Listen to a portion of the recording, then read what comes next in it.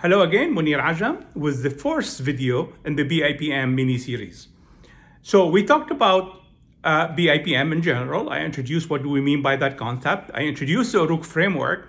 We introduced basically what we meant by vertical integration. Now I want to talk about horizontal integration. And to us, horizontal integration is primarily represented in a model that we've created. We call it the value delivery methodology.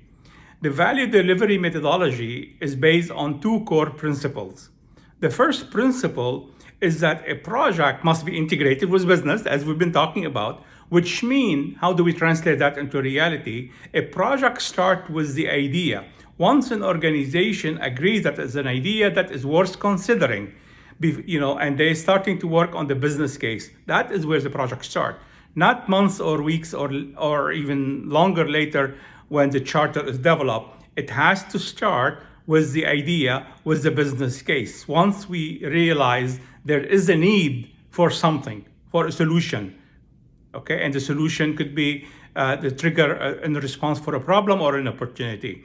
So the project starts there. It goes through a business case, feasibility, defining requirement, planning, implementation, operation readiness, all the way until we deliver the product or the result. And we go through an initial operation period to validate the success of the business case.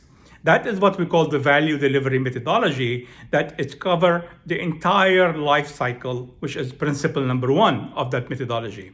Principle number two, it has to be tailored, because project management in software versus hardware, in pharmaceutical versus oil and gas, in marketing versus academics is different.